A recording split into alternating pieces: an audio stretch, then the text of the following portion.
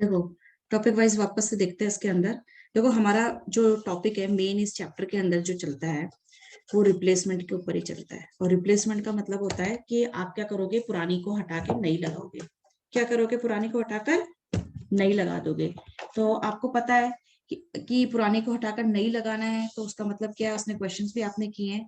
लेकिन मैं फिर भी आपको बता दूं कि जो रिप्लेसमेंट का मतलब है कि आप रिप्लेसमेंट कब करते हो, जब आपकी कोई मशीन क्या होती है, फेल हो जाती है। क्या हो जाती है, मशीन फेल हो जाती है। तो हम ये कह सकते हैं कि आपका जो फेलियर्स के हिसाब से, आपका फेलियर्स बेसिस पर, आपका फेलियर्स बेसिस पर रिप्लेसमेंट कितने टाइप का हो सकता है। तो आप ये देख लो कि फेलियर बेसिस क्या क्या हो सकते हैं, फेलियर्स कितने टाइप के हो सकते हैं। तो एक तो आपका होता है ग्रेजुअल फेलियर, ग्रेजुअल फेलियर। और एक आपका होता है सडन फेलियर। ठीक है भाई, आप थ्योरी लिखते जाना। आप ये भरोसे मत बैठना कि थ्योरी आपको अलग से दे रहे हैं। ये क्वेश्चन के बीच बीच में जो आएगा वो थ्योरी क्वेश्चन के साथ साथ ही कर लेना आप। तो मैम ये समरी है या अलग से कुछ है टॉपिक? टॉपिक नहीं, मैं आपको समझा रही हूँ, क्वेश्चन समझाऊंगी आपको। वापस से एक दो क्वेश्चन और करवा रही हूँ जिससे आपकी प्रैक्टिस भी हो जाएगी। ये और ठीक तो है। वैसे तो ये चैप्टर खत्म हो चुका है, फिर भी मैं आपको बता रही हूँ। तो ग्रेजुअल का मतलब क्या होता है, ग्रेजुअल का मतलब होता है कि कोई चीज धीरे धीरे, ग्रेजुअल पर कहते हैं ना ग्रेजुअली, ग्रेजुअली का मतलब क्या होता है, धीरे धीरे। ठीक है, वक्त के साथ साथ। और सडन का मतलब तो आपको पता है कि अचानक, कि कोई चीज अचानक खराब हो जाए तो फिर क्या करना। और ग्रेजुअल का मतलब धीरे धीरे, आपको पता है कोई चीज लाएंगे तो वक्त के साथ साथ वो चीज क्या होती है, यूज होती जाती है, यूज होती जाती है। और उसका क्या होता है, लाइफ जो होती है वो लाइफ के साथ साथ में उसकी वैल्यू कम होती जाती है, उसकी यूटिलिटी कम होती जाती है। तो और एक टाइम ऐसा आता है कि हमको फिर नया खरीदना पड़ता है। तो ग्रेजुअल फेलियर जो क्या होता है, ये एक तरीके से ऐसा समझो कि ये प्रोग्रेसिव इन नेचर होता है। क्या होता है, progressive in nature. Progressive in nature का मतलब होता है जो प्रोग्रेस करेगा, यानी कि बढ़ेगा। प्रोग्रेस मतलब बढ़ेगा। क्या आपका जो फेलियर है वो धीरे धीरे क्या है, टाइम के साथ साथ क्या होगा, इंक्रीज होगा। तो ऐसे समझो कि एज द लाइफ ऑफ, अगर किसी भी इक्विपमेंट वगैरह की life of plant and machinery समझ लो, प्लांट एंड मशीनरी इंक्रीजेस, जैसे जैसे आप प्लांट एंड मशीनरी की लाइफ क्या होगी, इंक्रीज हो जाए, होती जाएगी। तो उसकी जो एफिशिएंसी है, उसकी जो एफिशिएंसी है वो क्या होती जाएगी, वो डिक्रीज होती जाएगी। वो क्या होती जाएगी, डिक्रीज होती जाएगी। ठीक है, तो एक लाइफ लाइफ आपकी बढ़ती जाएगी एसेट की, और जो एफिशिएंसी है वो आपकी घटती जाएगी। ठीक है, अब अगर लाइफ बढ़ती है और एफिशिएंसी कम होती है तो इससे क्या होता है, देखो इससे क्या होता है कि आपकी जो रनिंग कॉस्ट होती है, रनिंग का मतलब होता है, रनिंग का मतलब है किसी मशीन को रन करने के लिए आपको क्या क्या कॉस्ट इनकर करनी पड़ती है। एक आपको रिपेयर करवाने पड़ते हैं ताकि मतलब वो रन करती रहे मशीन। अगर वो खराब होगी तो उसका मेंटेनेंस वगैरह भी, भाई खराब नहीं हुई है लेकिन आप टाइम टू टाइम क्या करवाते हो, उसकी सर्विस करवाते रहते हो, मेंटेनेंस करवाते रहते हो। और अदर कोई ऑपरेटिंग, यानी कि उसको मशीन को ऑपरेट करने के लिए कोई अदर कॉस्ट है तो वो भी आप क्या करते रहते हो, इनकर करते रहते हो। किसमें बता रही हूँ मैं, ग्रेजुअल फेलियर में बता रही हूँ। ठीक है, तो आपको क्या करना पड़ता है, रनिंग कॉस्ट इंक्रीज हो जाती है। कब, सडन नहीं, ग्रेजुअल फेलियर के अंदर। ग्रेजुअल फेलियर के अंदर क्या होता है, आपकी जो रनिंग कॉस्ट होती है वो क्या करती है, ये रनिंग कॉस्ट लिख लो, इंक्रीजिंग रनिंग कॉस्ट। और क्या होता है, आपकी जो, ऐसे लिख लो इसको, या तो फिर डिक्रीज्ड प्रोडक्टिविटी। धीरे धीरे क्या होता है, मशीन आप यूज करते जाते हो और प्रोडक्टिविटी उसकी क्या होती है, कम होती जाती है। ठीक है, क्योंकि वो पुरानी होती जा रही है, उसमें घिसावट होती जा रही है, उसमें डेप्रिसिएशन होते जा रहा है, टूट फूट होता जा रहा है। तो वक्त के साथ साथ क्या होता है, जैसे इंसान बुढ़ा होता है और उसकी क्या होती है, स्पीड कम हो जाती है, उसको कई बीमारियां लग जाती है, सेम मशीन के साथ में भी ऐसे ही होता है। ठीक है, फिर डिक्रीज रीसेल। और क्या होगा, आपकी जो रीसेल प्राइस है, आज अगर कोई चीज अगर आप 5 लाख की लेके आए हो, तो मान लो आज 5 साल बाद में क्या वो 5 लाख की आप बेच पाओगे, आपको रीसेल प्राइस भी नहीं मिलेगी। तो डिक्रीज रीसेल प्राइस, या ऐसे सेल रीसेल प्राइस को हम स्क्रैप वैल्यू भी बोलते हैं। क्या बोलते हैं हम लोग, स्क्रैप वैल्यू भी बोलते हैं। ठीक है, तो अब ये चीजें क्या होती है, कब होता है, आपको पता है ये वक्त के साथ साथ हर मशीन में ऐसा होता है। ठीक है, तो हर मशीन के साथ ऐसा होता है। तो ऐसी मशीनों के फिर हमें एग्जांपल्स भी पता होने चाहिए। तो एग्जांपल्स क्या ऐसे, जैसे आपको पता है कि जैसे मशीन्स, तो आप मैंने बोल ही दिया कि मशीन्स के साथ में ऐसा होगा। आपको पता है कि जो व्हीकल्स होते हैं, आप जो गाड़ियां यूज करते हैं उनके साथ में ऐसा होता है। टायर्स भी क्या होते हैं, आप जितना ज्यादा रन करते हो उसके टायर्स में घिसावट वगैरह भी बहुत ज्यादा होता है। आपने देखा अगर वो रोज सड़कों पे चलते हैं तो ट्यूब्स भी खराब होती है। पिस्टन्स, पिस्टन्स मतलब जो छर्रे वगैरह होते हैं इस तरीके से, पार्ट होता है मशीन का, पिस्टन्स वगैरह भी क्या होते हैं, घटते जाते हैं। हर मशीनरी के अंदर रिंग्स भी लगी होती है, पिस्टन रिंग्स, पिस्टन्स, ये भी क्या होती है वक्त के साथ साथ ग्रेजुअल डिक्रीज के ये एग्जांपल्स है। बियरिंग, बियरिंग छर्रे वगैरह होते हैं ना, जैसे आपने देखे होंगे कोई मशीन होती है इसके गोल छर्रे वगैरह होते हैं, अब मेरे को पता नहीं ठीक से, लेकिन मैं आपको बता देती हूँ कि ये बियरिंग्स वगैरह ये सब क्या होते हैं, मशीन के पार्ट्स होते हैं। जैसे ऐसे नहीं होता एक छर्रे के अंदर या एक छर्रे के अंदर दूसरा छर्रा लगा होता है ऐसे, ठीक है, आपने देखा होगा साइकिल के अंदर, मोटरसाइकिल के अंदर, ठीक है। तो ये इस कैटेगरी के अंदर आते हैं, जो क्या होते हैं धीरे धीरे वक्त के साथ साथ क्या होते हैं, ग्रेजुअली जो क्या होते हैं खराब होते हैं, ग्रेजुअल फेलियर होते हैं, ठीक है। लेकिन अगर सडन फेलियर की बात करें तो सडन फेलियर क्या होता है, ये वक्त के साथ में खराब नहीं होते, ये these do not Detroit, do not Detroit, Detroit मतलब खराब होना, these do not Detroit with time, ये वक्त के साथ में खराब नहीं होते, ये तो कभी भी खराब हो सकते हैं, कभी भी पसर जाते हैं, ठीक है। और ये क्या करते हैं, कुछ समय तक तो चलते हैं, लेकिन क्या हो जाता है अचानक एकदम से खराब हो गए तो फिर क्या करोगे, ठीक है। तो इनकी जो सर्विस होती है, तो इनकी सर्विस जो है वो कांस्टेंट सर्विस नहीं है, क्योंकि एकदम से अगर कोई मशीन खराब हो गई तो फिर कांस्टेंट सर्विस कहाँ से हुई, मतलब लगातार सर्विस तो आपको मिल ही नहीं सकती ना उससे, तो नहीं मिल सकती। तो फिर आप अब अगर देखो कोई चीज अगर मान लो, जैसे मान लो अगर कोई चीज वक्त के साथ साथ खराब होती है तो हम उसको क्या कह सकते हैं, प्रोग्रेसिव फेलियर बोल सकते हैं, क्या बोल सकते हैं, हाँ, प्रोग्रेसिव। प्रोग्रेसिव फेलियर बोल सकते हैं। तो यानी कि आप ये देख लो कि हम ये कहते हैं कि अगर मान लो ग्राफ वाइज देखा जाए तो यहाँ पे लाइफ ऑफ मशीन रहा होगा और यहाँ पे प्रोबेबिलिटी ऑफ फेलियर रहा होगा इस साइड में, ठीक है। तो अगर प्रोग्रेसिव फेलियर का मतलब होता है कि लाइफ बढ़ेगी, प्रोबेबिलिटी ऑफ फेलियर, फिर लाइफ बढ़ेगी, प्रोबेबिलिटी ऑफ फेलियर बढ़ेगा, लाइफ बढ़ेगी उसकी, मतलब वक्त के साथ साथ क्या होगा, प्रोबेबिलिटी ऑफ फेलियर वेयर टेयर बढ़ते जाते हैं। सो get the graph of like this, तो इसमें आपको ग्राफ क्या मिलता है, ऐसा कांस्टेंट ग्राफ मिलता है, ठीक है। जैसे एग्जाम्पल के तौर पे आपको मैंने उस दिन क्वेश्चन भी कराया था, जैसे आपके जो बल्ब्स वगैरह होते हैं, इलेक्ट्रिक बल्ब होते हैं, ठीक है, आपकी जो ट्यूब्स वगैरह होती हैं, इनका ये इस कैटेगरी के अंदर फॉल करते हैं, ठीक है। अब एक आपका ना एक फेलियर होता है जिसको हम बोल सकते हैं रेट्रोग्रेसिव, रेट्रोग्रेसिव।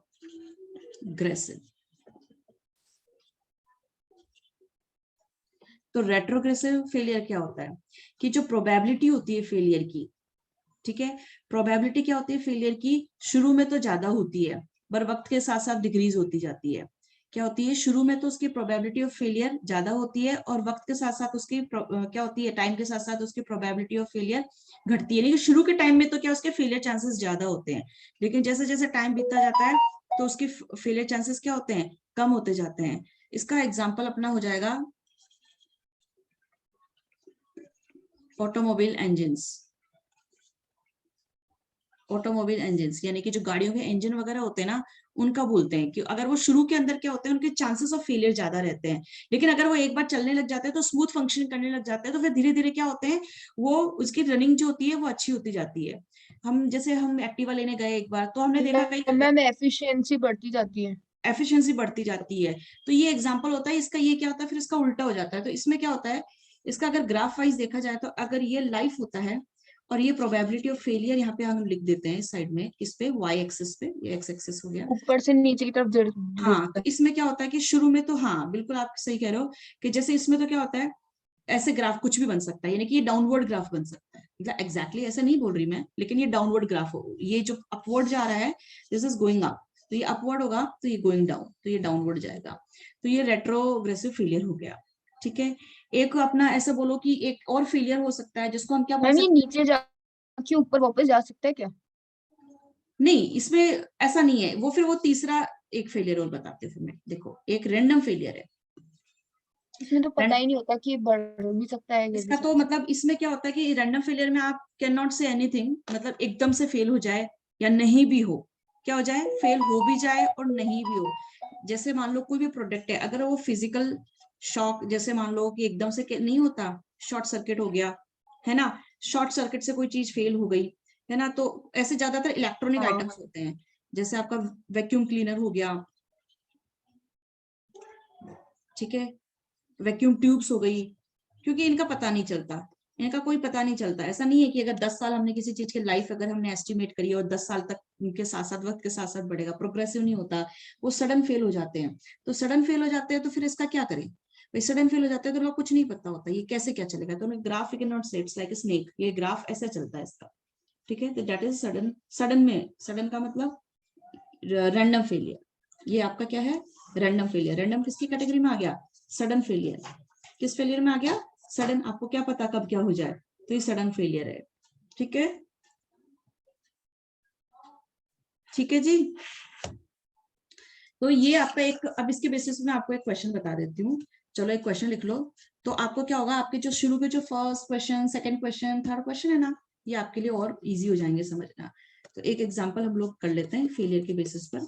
देखो मान लीजिए आपके पास में the cost of machine, the cost of machine is 6100।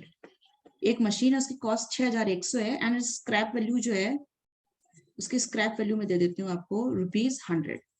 जिस दिन बेचोगे, मतलब आज 6100 में खरीद के लाए, बेचोगे जिस दिन आपको 100 रुपए ही मिलेंगे। अब जिस दिन भी बेचो, वी डोंट नो आप कब बेचोगे, पहले साल के बाद में बेचोगे तो भी 100 रुपए मिलेंगे, दूसरे साल के बाद में बेचोगे तो भी 100 रुपए मिलेंगे। तो हमने स्क्रैप मान लिया कि जिस दिन बेचोगे 100 से ज्यादा तो आपको कोई नहीं देने वाला, वो कबाड़ जैसी वैल्यू हो गई। ठीक है, आज चाहे आप कितने का भी लाए हो, उससे हमें कोई मतलब नहीं है। फिर उसके अलावा अगर मशीनें खरीदी है तो उसकी मेंटेनेंस तो होने ही वाली है, तो उसकी मेंटेनेंस कॉस्ट भी हम आपको दे देते हैं। तो maintenance cost are like this, ऐसा समझ लो कि हमको आपको मेंटेनेंस कॉस्ट भी देते हैं। तो आप ये देखो कि हम ऐसा देखते हैं कि जो मशीन है, फिर उसकी लाइफ, लाइफ क्या क्या हो सकती है, जैसे पहले साल, दूसरे साल, तीसरे साल, fourth, fifth, sixth, seventh and 8th year तक। और उसकी जो मेंटेनेंस कॉस्ट है वो भी हम आपको दे देते हैं कि पहले साल आपकी जो मेंटेनेंस कॉस्ट है, मान लीजिए इसकी 100 आने वाली है, सेकेंड ईयर में वो 250 आने वाली है, थर्ड ईयर में वो 400, फोर्थ ईयर में वो 600, फिफ्थ ईयर में वो 900, सिक्स्थ ईयर में ये। अब ये देखो, इसका अगर ग्राफ बनेगा तो क्या बनेगा, डेफिनेटली प्रोग्रेसिव बनेगा, क्योंकि the cost is increasing. Seventh year में 1600 और 8th ईयर में 2000। तो ये कौन सा फेलियर, ग्रेजुअल फेलियर माना जाएगा कि सडन? ऑफ कोर्स ये ग्रेजुअल है। ग्रेजुअल का मतलब जो वक्त के साथ साथ फेल होती है। ठीक है, मैम सडन फेल का भी एग्जांपल दोगे ना? दिया ना सडन फेलियर का, ये मैंने बताया ना, ये सडन फेलियर का एग्जांपल दिया ना आपको, जो धीरे धीरे फेल होता है, मतलब सॉरी, सडन का मतलब जो अचानक से कभी भी खराब हो जाए, कभी भी खराब हो जाए, पहले दिन लाए, पहले दिन खराब हो गया, या दूसरे दिन हाँ खराब हो हाँ। गया, 1 साल बाद खराब हो गया, यू कैन नॉट से द लाइफ क्या चलेगी उसकी। ज्यादातर इलेक्ट्रॉनिक आइटम्स का ऐसा हो सकता है। ठीक है, वैक्यूम क्लीनर का बताया, या वैक्यूम, अदर वैक्यूम आइटम्स होते हैं, वैक्यूम ट्यूब्स होती हैं। तो इस कारण से अगर कोई हो जाए, फिर उसको बेचोगे तो स्क्रैप का पता नहीं क्या मिलेगा। ठीक है, फिर भी हम एस्टिमेट करते हैं 100 रुपए तोल के भाव, कबाड़ वाला ले जाए, कोई भी ले जाए। ठीक है, ये आपकी मेंटेनेंस कॉस्ट दे दी।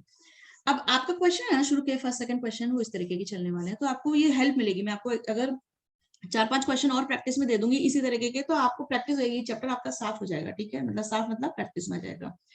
अब आपसे पूछता है when should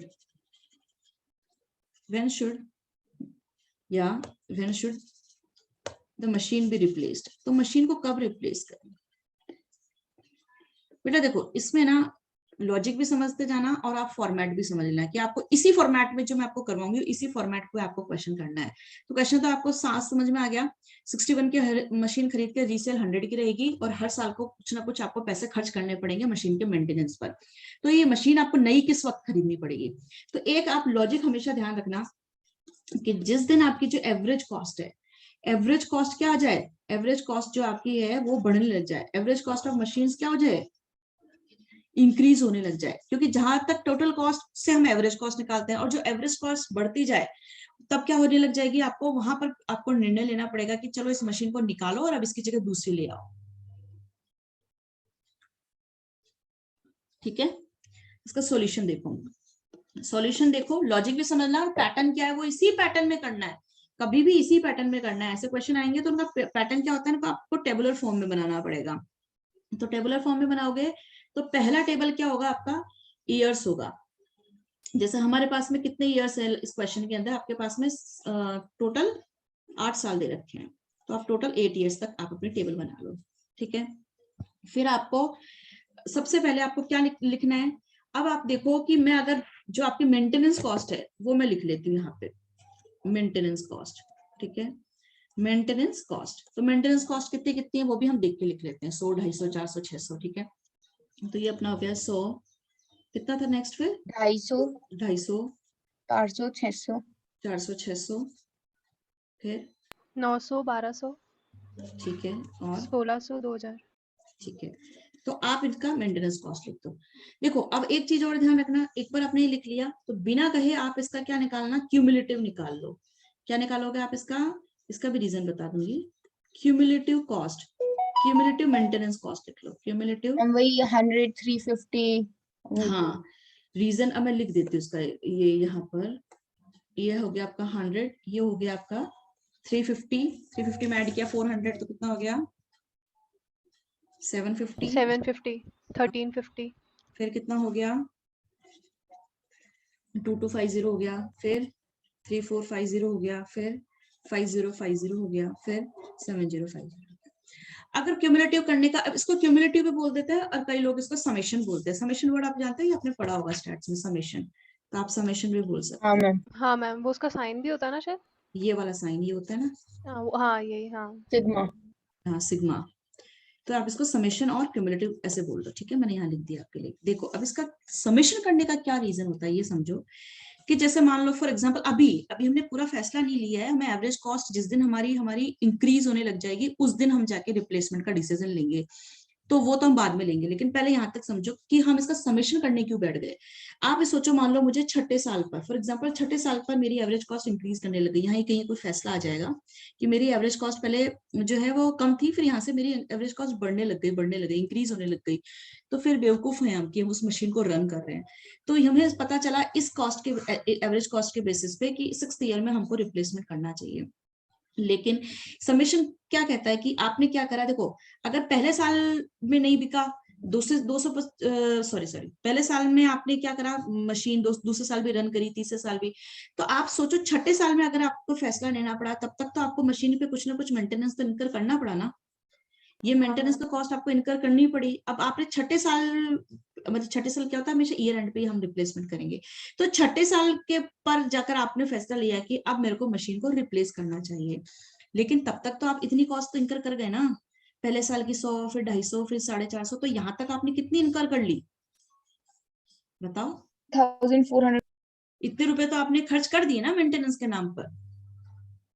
हाँ मैम। अब देखो हमारे घर पे ना हमने एक बाइक खरीदी थी, समझो 10 साल पहले। आप विश्वास नहीं करोगे, हमने उस बाइक को 10 दिन भी नहीं चलाया, ठीक है, क्योंकि घर में दो एक्टिवा और खड़ी है, ठीक है, तो सब उसी को चला लेते हैं क्योंकि Activa is more convenient to carry the person and to carry the सामान, ठीक है, तो एक्टिवा इज मोर कन्वीनियंट, ठीक है। अब वो बेचारी बाइक है ना, आज हम बेचने निकल रहे हैं तो आप बिलीव नहीं करोगे, वो कोई 15,000 बोलता है, कोई 10,000 बोलता है, जबकि हमने खरीदी थी उस समय उसको 60,000 में खरीदी थी, ठीक है। अब उसकी उसकी रीसेल वैल्यू कितनी रह गई है, उसकी 15,000 रीसेल वैल्यू रह गई है, ठीक है, फॉर एग्जांपल 15 रह गई है। मैम यूज है विदाउट यूज। अरे हमने तो यूज भी नहीं किया, लेकिन यूज नहीं किया तो अब उसके, देखो यूज नहीं करोगे तो भी क्या है, मशीन है, बाइक है, एप्रिशिएट तो डेप्रिशिएट तो वो हो रही है, ठीक है, हमको कोई इसका पैसा ही नहीं दे रहा। अब अच्छा वो नहीं खरीदे जाएगा तो लाख रुपए तो आज उसको देने पड़ेंगे बाजार में। हाँ मैम। आज इन बाइक कितने कितने की आ रही है, लाख लाख की आ रही है, ठीक है।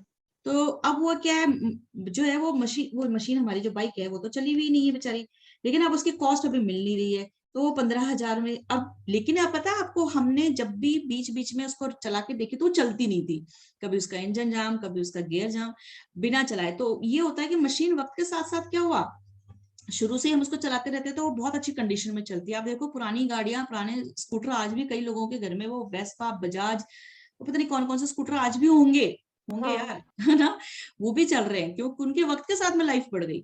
अब देखो लाइफ बढ़ गई का मतलब होता है उनकी जो एफिशिएंसी बढ़ गई, ऐसे कहना चाह रही हूँ।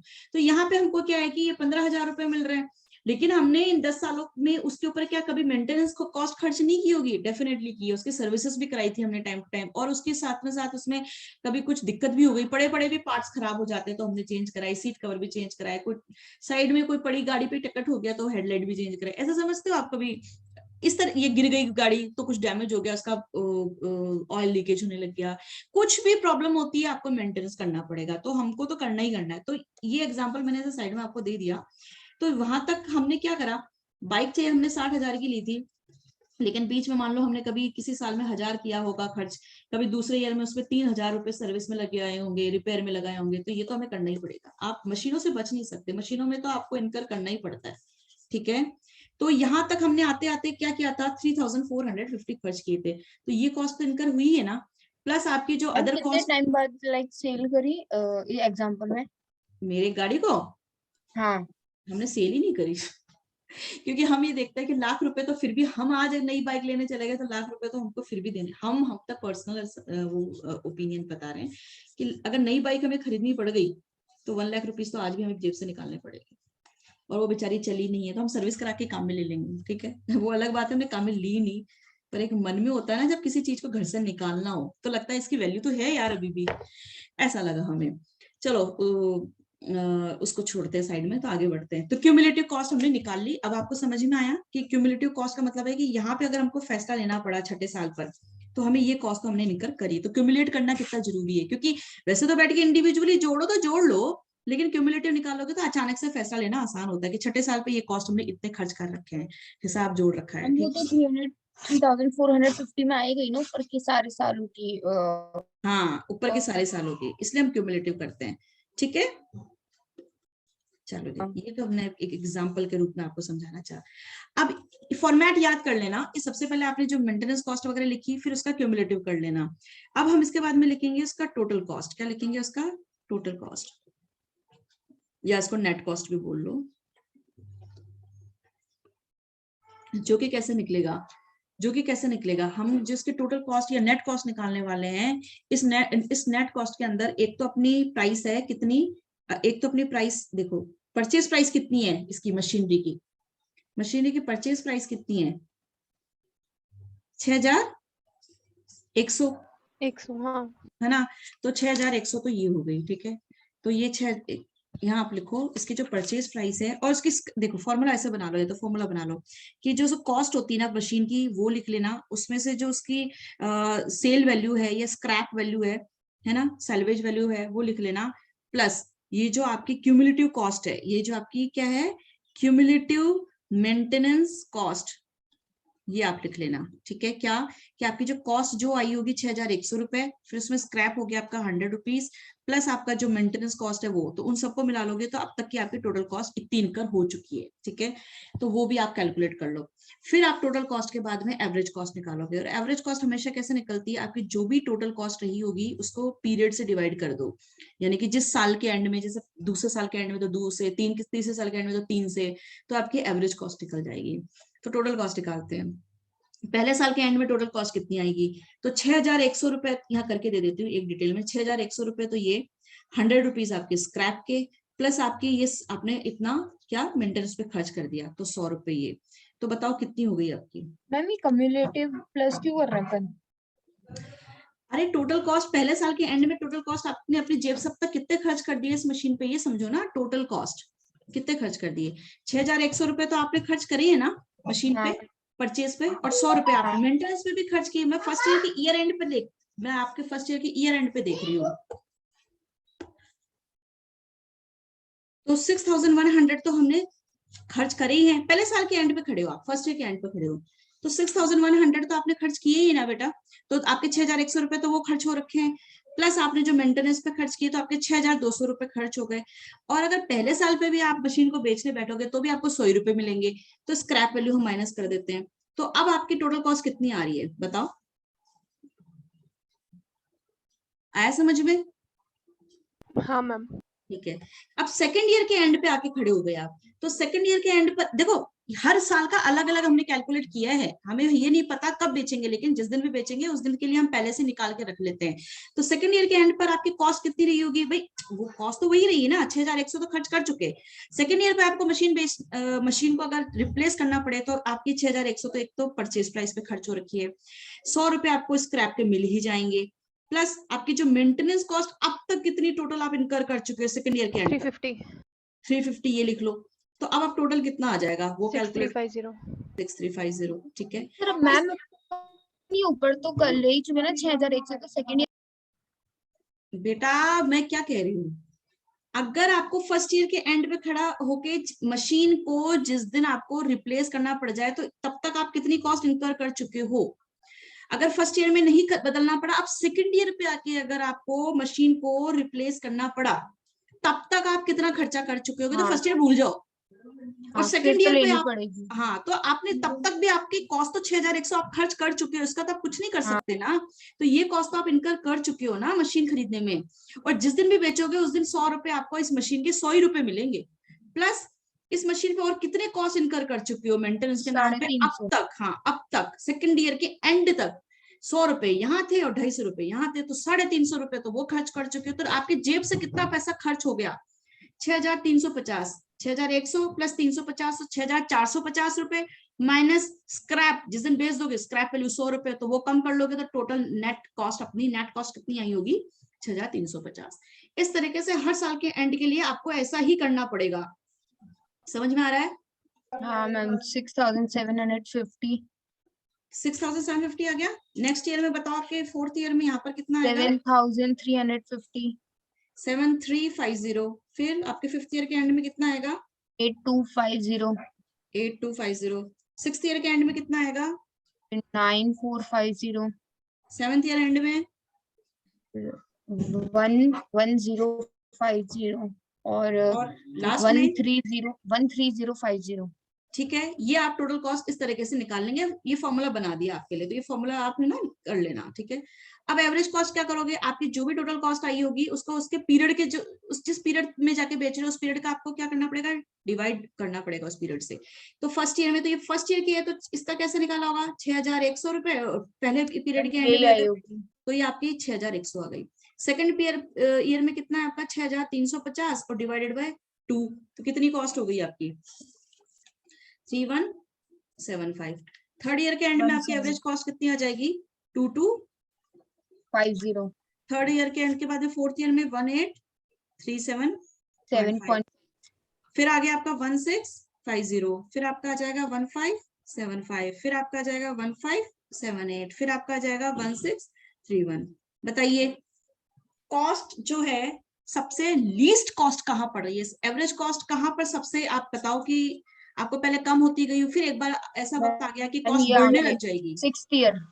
तो ये आपका फैसला आप ये लेते हो कि आपका जो कॉस्ट है यहाँ तक तो क्या है, कॉस्ट कम हो रही थी, कम हो रही थी, कम हो रही थी, कम हो रही थी, तो यहाँ तक कम हो रही थी, लेकिन इसके बाद में हमने देखा तो 157 से कॉस्ट बढ़ने लग गई। तो इस ईयर के एंड पे ही बदल देना। और ये ईयर एंड कौन सा अपना देखते हैं देखते देखते हैं, तो अपना 6th ईयर पे ऐसा हो रहा है ना। तो 6th ईयर के एंड में आप रिप्लेसमेंट करोगे, बिकॉज यहाँ पर आपका जो एवरेज एनुअल कॉस्ट है दैट इज मिनिमम। तो आप लिख लो, डिसीजन लोगे। मैम जहाँ पे भी कोई सा क्वेश्चन हो, जहाँ पे भी एवरेज कॉस्ट बढ़ने लग जाए, वहाँ उससे पहले ही हाँ तो कर। यहाँ बढ़ने लग गई, तो यहाँ तो बढ़ने लग गई, यानी कि सेवंथ ईयर के एंड में ही आपको रिप्लेसमेंट कर सकते हो। तो सेवंथ ईयर में तो आपने कॉस्ट ज्यादा कर ली खर्च, तो ये तो हमारा वाइज डिसीजन नहीं हुआ। तो फिर हमको तो 6th ईयर के एंड पे ही करना पड़ेगा ना, क्योंकि अगले साल करोगे तब तक तो आप ज्यादा कॉस्ट इनकर कर चुके होंगे, तो आपको अच्छे कॉस्ट अकाउंटेंट तो हो ही नहीं, ऐसा माना जाएगा, है ना। यस। हाँ तो आप क्या फैसला दोगे बताओ? बिकॉज यहाँ पे क्या करता है कि average cost is minimum which is क्या? ₹1575 during the 6th year, and then फिर क्या हो जाने लग जाती है? then rises, average cost rise हो जाती है। so फिर क्या करें? so machine should be replaced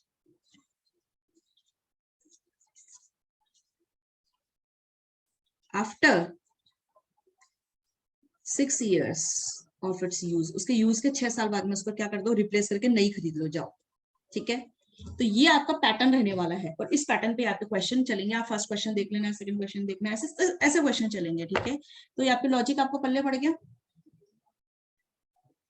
हाँ मैम। ठीक है। आप प्लीज बेटा, आप अगर प्रैक्टिस कर लोगे तो देखो इस ये चैप्टर में मार्क्स ना आपके पक्का, मतलब इसमें कटेंगे नहीं, लेकिन अगर आप प्रैक्टिस नहीं करते हो तो फिर तो मैं तो क्या कर मैम सकती। वो जो भी इससे पहले वाला क्वेश्चन कराया था ना सैटरडे को। हाँ हाँ करवाया था जो, हाँ। मैम वैसा क्वेश्चन एक और करा दोगे कि मैम क्लियर नहीं था पूरा। अच्छा अच्छा, चलो पहले इस क्वेश्चन पे आपको मैं 1-2 क्वेश्चन दे दूं, हाँ ठीक। आप प्लीज लिख लो। छोटा सा ही क्वेश्चन है। द मेंटेनेंस कॉस्ट, देखो शॉर्ट में लिख रही हूँ, the maintenance cost and resale value. आपको मैं मेंटेनेंस कॉस्ट और रीसेल वैल्यू दे देती हूँ, इसकी मशीन की resale value of a machine whose purchase price, अच्छा उस मशीन की परचेज प्राइस जो है वो भी दे देते हैं आपको, that is ₹7,000। ठीक है, अब आप टेबल उतार लो और उस टेबल का डेटा उतार लो, आपको हम ईयर दे देते हैं। ठीक है, तो आपको 1 2 3 4 5 6 7 8 और 8 साल का आपको रीसेल वैल्यू दे देते हैं, लेकिन ये भी फिर मुझे कराना ही पड़ेगा रीसेल वैल्यू। चलो पहले साल का, चलो पहले मेंटेनेंस भी करते हैं, पहले मेंटेनेंस कॉस्ट लिख लेते हैं। मेंटेनेंस कॉस्ट लिख लो, पहले साल का मेंटेनेंस कॉस्ट अपना मान लो 900 रुपए, दूसरे साल का 1200 रुपए, तीसरे साल का 1600, चौथे साल का 2100, फिर नेक्स्ट 2800, फिर नेक्स्ट 3700, फिर नेक्स्ट 4700, फिर नेक्स्ट 5900। ठीक है, अब देखो इसका रीसेल वैल्यू ना हम अलग से दे देते हैं। रीसेल वैल्यू पहले तो क्या था, कुछ नहीं था, तो पिछले वाले क्वेश्चन में देखा आपने 100 ही था सबके लिए। अब रीसेल वैल्यू आपको इंडिविजुअल अलग अलग दे दी जाए तो क्या पढ़ लोगे, बताओ? हाँ मैम, वो हर ईयर में माइनस हो जाएगा जो जो वैल्यू हाँ, है। बस वो फॉर्मेट फॉर्मूला तो पता ही है आपको, फॉर्मूला तो पता ही है कि यहाँ पर आपको क्या करना है। ये जो स्क्रैप है यहाँ पर आपको इंडिविजुअल, यहाँ पे सब जगह 100 था, और अब इस बार हाँ अलग अलग, बिल्कुल। हाँ इस बार अलग अलग है ना। हाँ मैम। तो ये 1200, यहाँ पे 600, ये 500, ये 400, ये 400 और ये 400। ये आपका एक होमवर्क हो गया। ठीक है, ठीक है। फॉर्मेट वही है, बस क्वेश्चन क्या पूछता है, when should the machine be replaced. वही एवरेज कॉस्ट देख के निकालना। हाँ,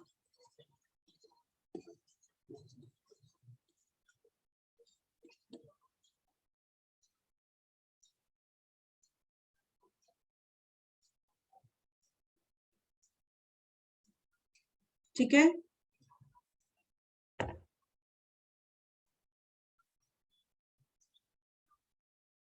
इसको स्क्रीनशॉट लो तो स्क्रीनशॉट ले लो।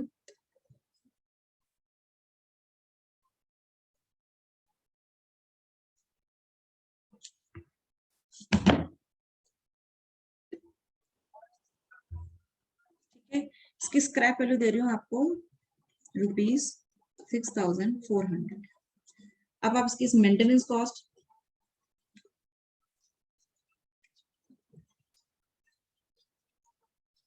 ठीक है, मैं प्रॉपर क्वेश्चन नहीं, मैंने लैंग्वेज फॉर्म की है, लेकिन मैंने आपको शॉर्ट शॉर्ट में लिख के दे दिया है। ठीक है, अब आपके पास में वही ईयर्स दे रखे हैं। ठीक है, ये आपका 1 2 3 4 5 6 7 8, ये आपकी मेंटेनेंस कॉस्ट दे देते हैं। ठीक है, 1000, 3000, 4000, 6000, 5th ईयर में लिख लो 8400, 6th ईयर में, ये 6th ईयर है, 11,600, 16,000, 19,200।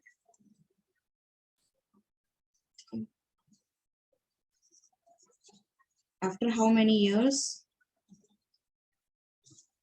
After how many years should the machine be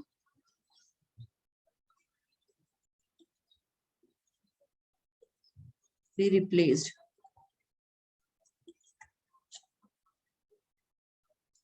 और अजम्पशन क्या रहता है, कुछ नहीं कहे तो अजम्पशन ये रहता है कि ईयर एंड पे ही हम उसको रिप्लेस करते हैं, इन बिटवीन द ईयर नहीं करते हैं। ठीक है, ना कहे तो भी यही मानना है, और कह दे तो बढ़िया है। तो आपको क्या अजम्पशन लेनी है, assume that the machine ma'am थोड़ा सा स्क्रॉल अप करना।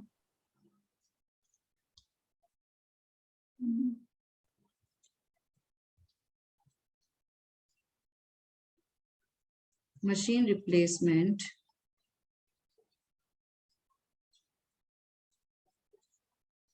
can be done at year ends.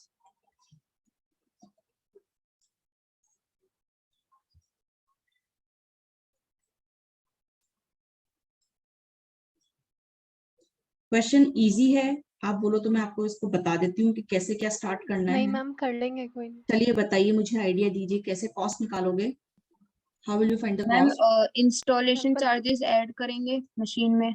मतलब कॉस्ट ऑफ मशीन अगर मैं पूछूं तो आप मशीन की कॉस्ट क्या देने वाले हो, ये बताओ। मैम 52,000 प्लस इंस्टॉलेशन चार्जेस कितने हैं? तो 60 कॉस्ट days ऑफ मशीन आपकी आ जाएगी 52,000 आपकी कॉस्ट प्राइस, और उसका इंस्टॉलेशन प्राइस इंस्टॉलेशन 14,400। और तो आपकी स्क्रैप 60, माइनस ठीक है। और उसकी स्क्रैप कितनी हो जाएगी? गिवन है ना 6,400 1000। 6,400। तो फिर इससे निकाल लोगे आप लोग, 60,000 हाँ हाँ मैम आ ठीक है। जाएगा और मेंटेनेंस कॉस्ट कर लोगे, मेंटेनेंस का क्या निकालना पड़ता है हमेशा? Average cumulative. क्या निकालना पड़ता है? Cumulative cumulative. क्यूमुलेटिव निकालना पड़ता है, ठीक है। तो मतलब हाँ मैम आपका जो, अगर मैं यहाँ पे बात करूँ, ये स्क्रैप माइनस कर दोगे 66,400 में से, तो आपकी फिर एक्चुअल में कितनी रह गई कॉस्ट? 60,000 60,000 60,000, ठीक है। ये 60,000 आप लिखना, और इसमें हमेशा क्या करोगे? क्यूमुलेटिव क्यूमुलेटिव ऐड क्यूमुलेटिव करना है ऐड करेंगे और scrap maintenance minus cost plus करोगे, तो ये क्या निकल जाएगी आपकी?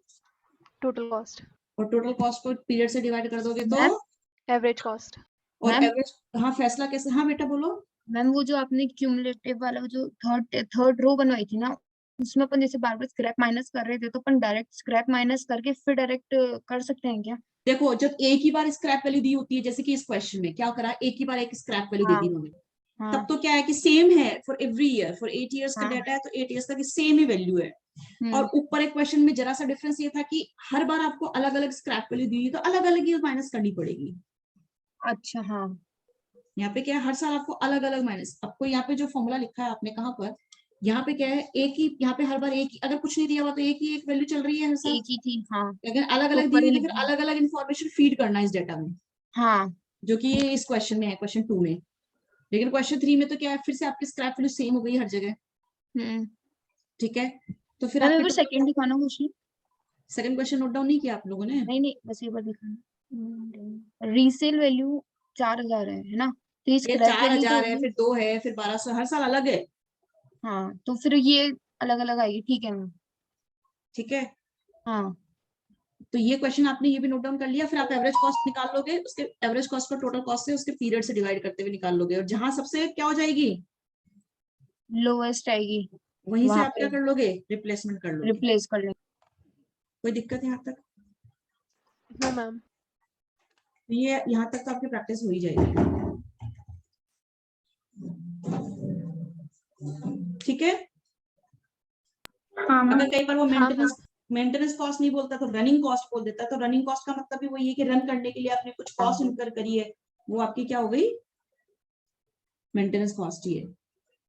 कई बार वो ऑपरेटिंग कॉस्ट बोल देता है कि भैया उसको, वो खराब हो जाती है ऑपरेट होते होते, फिर उसको वापस ऑपरेशन में लाने के लिए आपको फिर से कॉस्ट इनकर करनी पड़ती है, तो या वो क्या बोल देता है? ऑपरेटिंग कॉस्ट बोल देता है, ठीक है। यस मैम हाँ, ठीक है। तो ये अपनी हो जाएगी कॉस्ट वगैरह, ठीक है।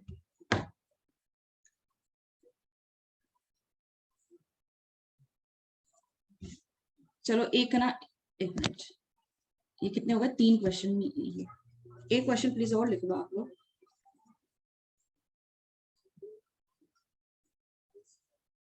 देखो, अपने पास में क्या, कारों का फ्लीट, फ्लीट का मतलब पूरी कारों का एक स्टॉक रहता है।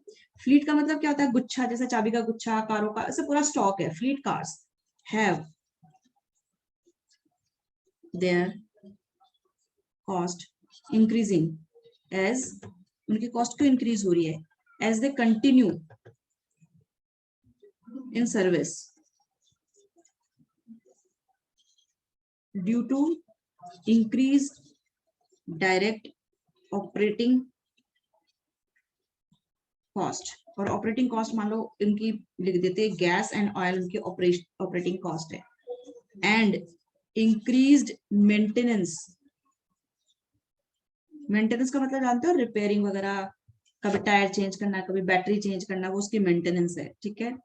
फिर द इनिशियल कॉस्ट जो है, जो इनिशियल कॉस्ट है इज ₹3,800 एंड 3,800 है, ठीक है। अच्छा, अब इसके साथ में मैं आपको इसका डेटा भी दे देती हूँ, एक बार डेटा दे देती हूँ। ईयर दे रखा है आपको 4 साल का, 1 2 3 4 और 5, ठीक है। अब इसके साथ में आपका ऑपरेटिंग कॉस्ट 1,600, 1900, 2200, 2500 और 2800। ठीक है, और उसकी जो मेंटेनेंस कॉस्ट है वो भी दे देते हैं आपको, 400, 500, 700, 900 और 1100। ठीक है, ठीक है। हाँ मैम। मैम एक साइड कर दो पूरे क्वेश्चन को। अच्छा अच्छा,